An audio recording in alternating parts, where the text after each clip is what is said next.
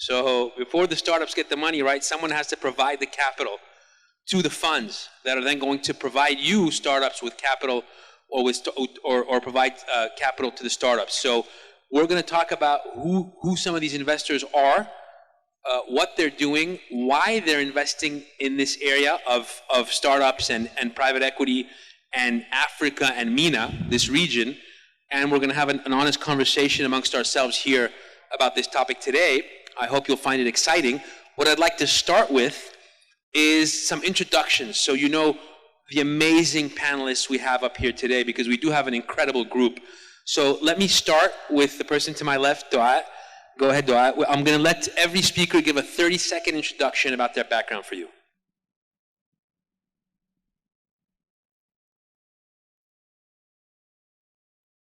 Nice to meet you all today. I'm Douaa Yassin. I work for Ms. MENA. It's the entity responsible for small, medium, and micro enterprises in Egypt. I do work for investment and venture capital. It's like a fund of funds. We have a program of fund of funds, and we enter as an NP in other accelerators, venture capital companies, SME funds, angel funds, and so forth. Thank you, Karim, for having us. Pleasure to be here. My name is Rahman. I'm work in early stage finance at the World Bank Group. Today I'm here in a personal capacity. I have been a fund manager. I set up and ran a fund in Pakistan from 2005-2012. And then over the last several years, I've been working with both LPs, governments, and development organizations to build the venture capital marketplace in emerging markets, focusing both on Africa and MENA. I'll stop there. Thanks, Alan. Go ahead, Jack. Hello, everybody. My name is Jack Knellinger, and I'm with Capria. We're a global venture capital firm, and we invest in funds and directly alongside them in early stage and early growth opportunities. We are globally focused on emerging markets, and we have built a network of 20 fund manager partners that we've invested with and partnered with around the world to get capital to innovative businesses moving the needle. And of those partners, the network assets under management currently is about 650 million, investing in around 50 different countries. $650 million, ladies and gentlemen. Wow. Hassan, go ahead. Hany, sorry, go ahead. Good afternoon. My name is Hany Assaad. I co-manage Avanz Capital, and we invest in emerging markets, private equity, and venture capital funds, and co-invest along the funds, everything from China, India, all of Africa, and Latin America. I used to be before in charge of funds at IFC, International Finance Corporation, and through my career we've invested in, let's say, a few hundred funds, and just to give you an idea that some 65 of them were first-time managers, so we know the issue of how do you invest in first-time manager. I should say that I'm new to the seed and the angel investment, but I'm very, very familiar with the private equity side and the venture, so I'm learning about seed and angel. But our new fund, we have been asked to set up a fund for Egypt, fund of funds for Egypt to invest in funds that are investing in Egypt that are targeting SMEs. And this is for the commercial banks, actually just about nearly half of the banks, maybe more, to get them to invest in funds and to co-invest in funds in companies. And this is a way to bring this large amount of money that's available now to the level of the companies, entrepreneurs. And the main thing of it is that we're trying to also work with our colleagues here to develop the whole ecosystem for private equity and venture capital. Thanks, Hany. So if you're looking for money, funding, obviously you should be thinking about meeting some of the people on this panel. That's pretty clear, right? One of them has just invested 650 million, or at least is investing 650 million. The other is former IFC. We have the World Bank here, and we have experts in this field. So if you're looking for capital, whether you're a fund or a startup, clearly this panel is a good place to start. let me ask all the panelists my first question today. Why Africa and why Egypt specifically? For investors, for funds, for startups. You know, why is this space interesting? 10, 15 years ago, Africa, right? Nobody was talking about Africa, or 20 years ago, nobody was thinking about Africa. It was too risky. Hany, is it still too risky? So we've invested a lot in Africa through my career. I should tell you that in the venture space, it is very, very new. I remember 5 years ago having conversation about investing in ventures, venture funds, and everybody was telling me there are only 3 of them investing in all of Africa, and there are no deals. That's 5 years ago. It's not that long ago. Private equity is a bit older. Private equity is about 20, maximum 25 years, starting with South Africa. And we've invested, as when I was at IFC, right from the first fund in Africa until recently. And in my time, we invested in 40 funds in Africa. Now, what's the issue with Africa compared to other regions? And by the way, for us, Africa is all of Africa. We don't distinguish between North Africa and Southern Africa or otherwise. So I call it, Africa is the 3 C's and everything in between. So the 3 C's are Cairo, Casablanca, and Cape Town. So everything in between, because Africa is a triangle. We also include Alexandria, by the way, so it's not a problem there. So it is not that we split Africa and say we don't invest sub-Saharan or we invest in this or that. The issue with Africa today, and I'll be very, very frank, is it has a huge opportunity set, but the returns are not there.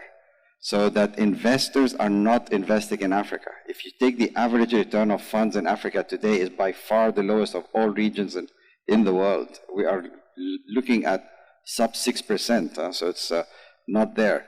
So people are looking for the future as opposed to the past, because the past is not giving us the satisfaction that we can invest there. Why is Africa the growth markets? Because it's going to be the largest labor force in the world. So, and the largest innovation will come from Africa, because it's the most difficult continent to do business in. And if you're able to figure out how to do business in Africa, you'll be able to do business anywhere in the world. So it is, if you can figure this one out, so that's the entrepreneurship is, I'm in a very difficult environment in most parts of Africa. I can succeed in those environments, I'll succeed somewhere else. So that's what investors are betting on, is that you can find the innovations here that will actually grow and develop solutions for the rest of the world. So Jack, it's really hard. We've just heard that it's so hard to invest in Africa, that the numbers are not there yet. I mean, you guys are a US fund or a global fund. I mean, why are you in Africa? Or why are you looking at Africa and Egypt and MENA as well, Middle East, of course? Well, I think Hany hit on a couple of the points, but I think the perception on the return side of things, I think in part stems from just the fact that the ecosystem has been evolving. He mentioned just the fact that there were very few venture funds just 5-10 years ago, and if you look at the landscape now and you look across the continent, we've looked at hundreds, at least from an initial scan, we've looked at hundreds of funds, and not all of them are fit for us in terms of the early stage space, but there continue to be more attractive opportunities there. And I think that one of the other things that we look to do through our work with fund managers, we look to find the on-the-ground talented entrepreneurial operators combined with investing experience, but then also bring our perspective as a global investor, as a US investor, and then mix in the perspective from other fund managers who have also operated in challenging and emerging environments in other regions across the world. So you're bringing know-how with you as well, not just capital. You believe that we need to bring know-how to Africa and MENA fund managers. Well, we view it as a mutual learning process, right? Mutual learning. I think that it's definitely a joint learning process between what we've experienced and what we see from other fund managers and operating in other emerging markets, where obviously there's a whole slew of differences between them, but there's also parallels in terms of the challenges that are being faced. Great. And Douaa, let me move to you. What are you doing in Egypt specifically with regards to fund managers? Why do you believe in Egypt? What role does Egypt have to play, and why is it important? As I mentioned at the beginning, I work for MENA, which is the entity responsible for the small, medium, micro enterprises. And it is sort of quite sad that we discovered that in Egypt we had Egypt-based funds in 2015 were only 2. Despite in 2019 they were raised to 13. If you look at the MENA-based funds, there were 3. In 2019 they reached 20. But if you look at international investors coming to Africa, or Egypt especially, there were 3. And 2019 they are 19. So this means that by 2019 we only have 52 funds in Egypt. We believe that Egypt deserves much more than that, especially if we look at some of the figures for Egypt. MSMEs represent 95% of the Egyptian business. Yes. And if you look especially on small enterprises, not the micro, if we exceed the micro, the percentage will go below to 8%. 50% from these clients, they are not bankable. Okay, they cannot reach money from normal financial needs or traditional financial products. So you need to find another financial product. For such reasons, we decide, especially that when you come as well, if you look at manufacturing sector, 22% of the manufacturing sector in Egypt is from the SMEs. Okay, so and they are the highest sector creating jobs. Okay, so if we're looking, especially with our population, that the vast majority are the young generation, and some of them really have very innovative ideas and very brilliant solutions that will help Egypt to be in a different place and will help the whole MENA region. So we thought we must take an action as an MP. We have to start doing our funds. We're making a fund of funds. We already started before in 2015. With the help of the World Bank, we've done a lot of things. But we revisited the program. We want to absorb as much as possible from the ecosystem. We want to serve the whole ecosystem. We dream of a better Egypt. So we decided to review our policies and to make some amendments which are undergoing to help as much people as we could. Okay, we introduced, for example, financing first-time fund managers, which wasn't before. Shall I? So MS MENA, which is a program in Egypt, obviously supported by the government, all the ministries, as well as the World Bank, is running a number of programs that are helping SMEs and funds, first-time fund managers. One of them is called VC University.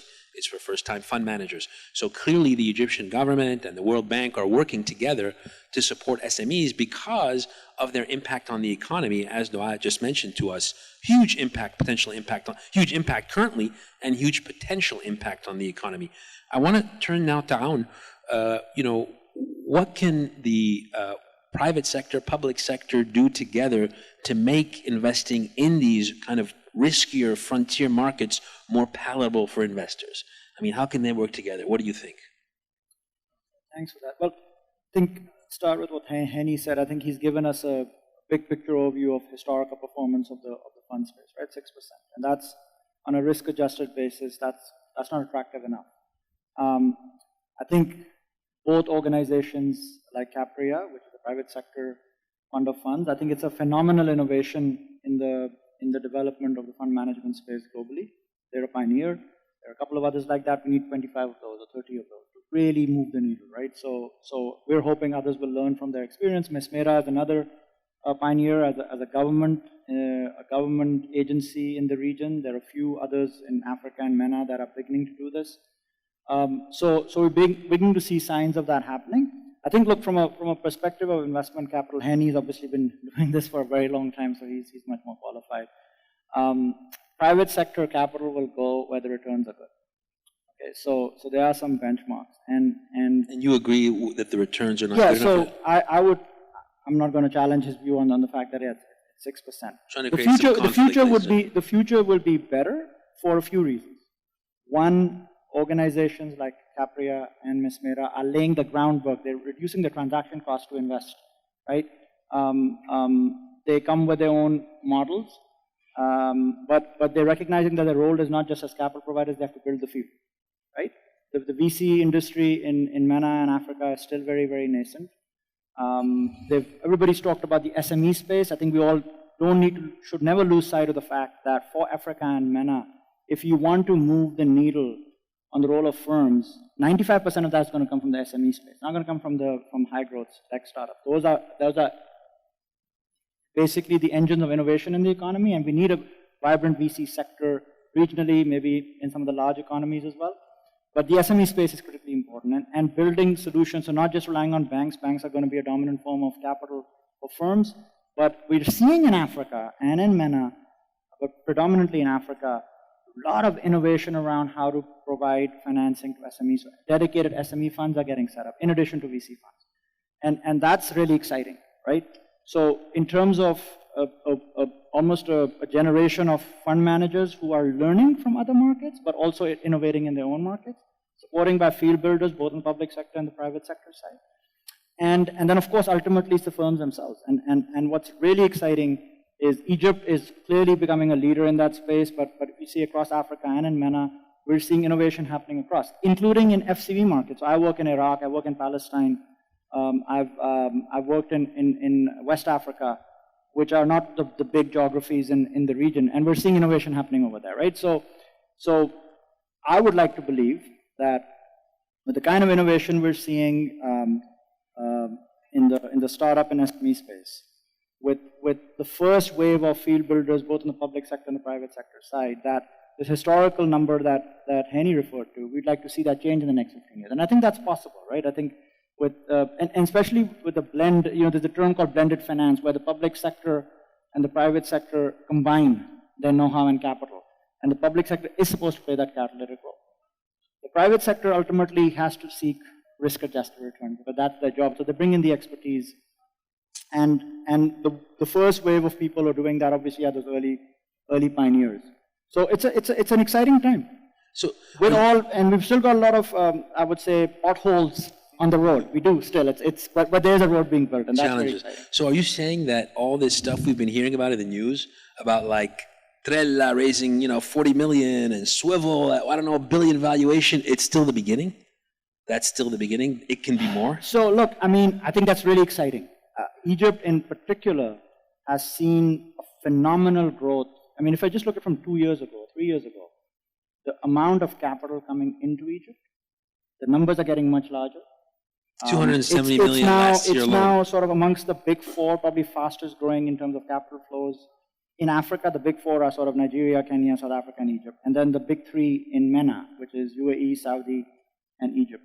Egypt has eclipsed Saudi as the second fastest. It's on a deal, a number of deals, Egypt is number one. Total volume, UAE is still number one. So that's very exciting. Having said that, I think we also need to be cautious. There's still work to be done. So I think we're all excited by the energy, the momentum, and we're seeing a lot of international capital. That's another demonstration of the fact that Egypt in particular is catching the eye of international VCs. So Hany, sorry. But last thought here.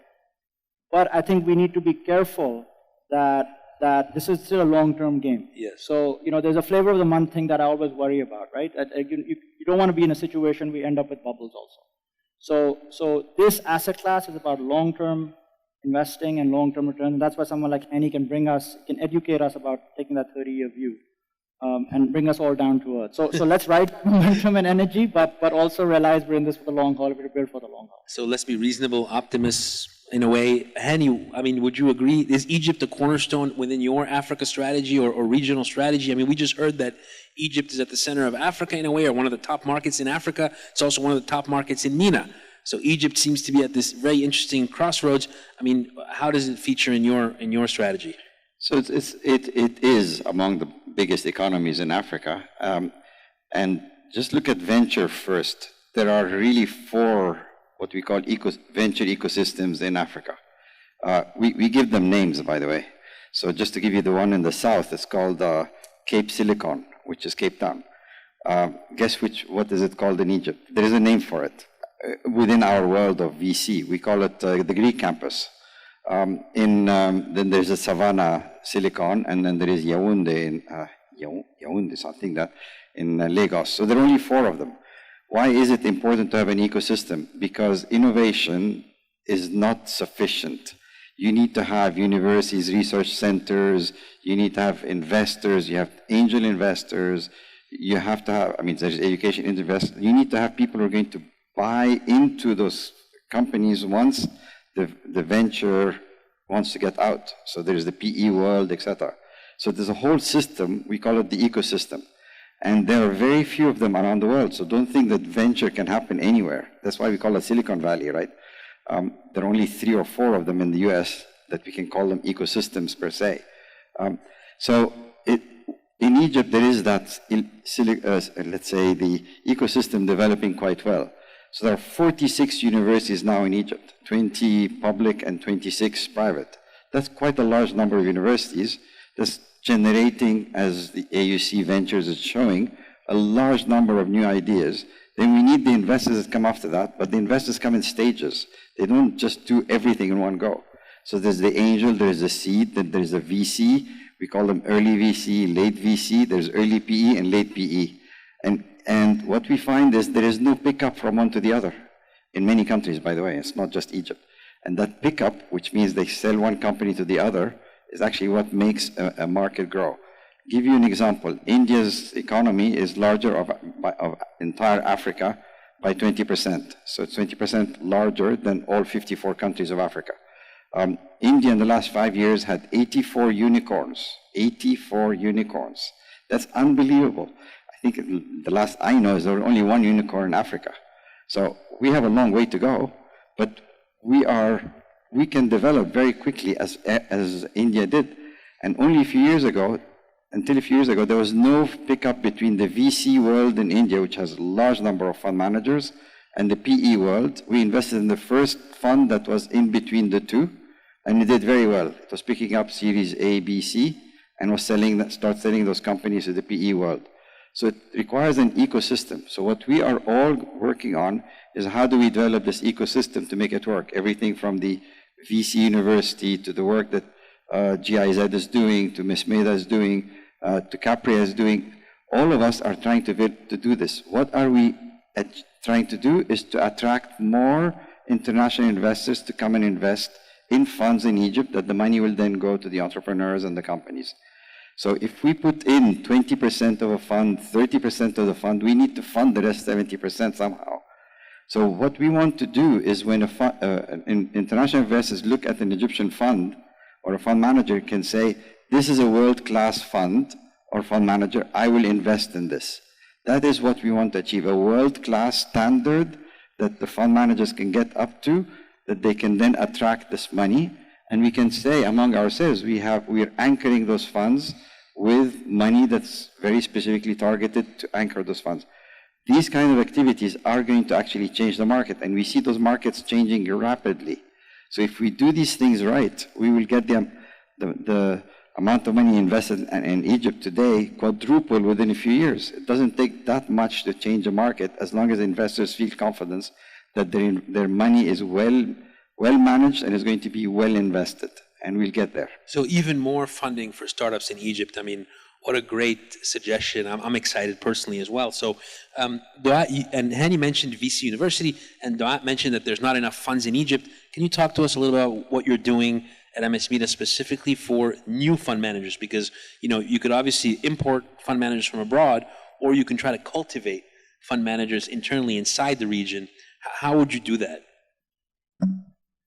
When we decided to deal with the first-time fund managers, it was one of the things we overlooked, that Egypt has a lot of potential new fund managers. So why don't we initiate them to come and start their own funds, as they have relevant experience and they're good enough. We've done some things, one of them that we allowed this in our policy to support them, and we don't mind mentoring in a way if they need, and all what we are looking for, their experience and their ability to raise from others. We don't want to be the anchor investor they start with. We need a team with a key person. Okay.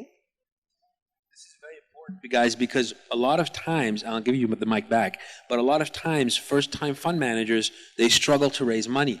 Most LPs, most limited partners, in other words, individuals and companies and organizations that invest in funds, they look for something called a track record. So if you're an entrepreneur maybe that exited one company or who built a company, or you're somebody that's been working with startups for a long time, you can't get money for a fund. It's almost impossible.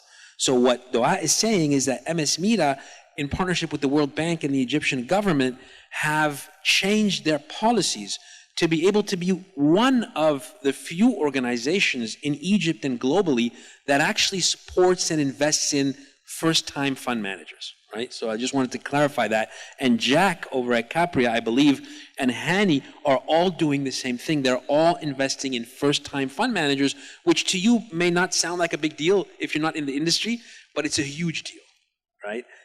Back to you, Douaa. One of the things I'd look for first-time managers, the management team, they have to complement each other.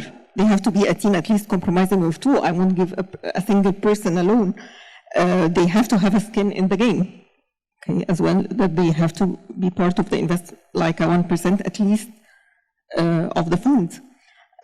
Other things as well we thought are much more important maybe, that we collaborated in the VC University with the GIZ, Endure and Changelabs, and with the support of the World Bank, because we believe that we have to to give experiences to other from current fund managers and successful ones to new fund managers of the tricks they may see and what happened. And maybe I shouldn't say that, but we're planning for a big event to train as well LPs. Okay? Yes. But we didn't finish, I cannot give details, as we didn't finish that yet. Again, with the support and help of the World Bank and probably the GIZ as well and other donors. So a lot of time and energy is going into supporting new fund managers, right? We're saying there's not enough fund managers here in Egypt, and we want to help launch more of them. And the World Bank and MENA and the Egyptian government are doing a lot of work in that regard. And we also have, organizations from abroad. I mean, Jack, what about ecosystems from your perspective? Where does Africa? You're a global investor. Where does Africa and MENA kind of stand for you? We mentioned a little bit the risk being a little bit different, a little bit higher maybe. Where do they stand right now? How do you view these markets? I would say, if we look at the regions in which we operate, so we got started with Capria as a result. It really stemmed from some direct investing work that my partners were doing in India. And so you saw good returns on some direct investments you made in India at the time, which was a frontier market? Yeah, and I mean, India is still coming around, right? But it's definitely developed substantially over the past 5-10 years, as has been mentioned, and I think to look at and compare across India, Southeast Asia, and Latin America, I think that for where Africa and MENA are at, it's probably maybe somewhere between 5 and 7 years, kind of behind where those ecosystems were from the standpoint of support, not just on the fund side. But also the wraparound support services, all the ecosystem components that Hany mentioned, and so I think that now is a very interesting and exciting time to be part of that journey and to partner with organizations across the board that are really bringing that to life and enabling it to be successful. Thank you so much. So guys, I'm gonna close out now. We're out of time. But if there's one message it seems like we're all sharing with you here is now is the time. I think sums it up very well. Now is the time to launch a startup in Egypt, if that's what you're thinking about. Now is the time to launch a fund in Egypt, apparently too, because we have a number of organizations supporting new fund managers. So now is the time. I think we could have made that the title of this session. I want to thank everybody for your time and for attending. And should you have any further questions, of course, come up to us afterwards, get to know us. We're all here to speak to you. So after the session, you can find us. Thank you very much, and we'll close out now. Thank you. Thanks to the speakers also for joining me.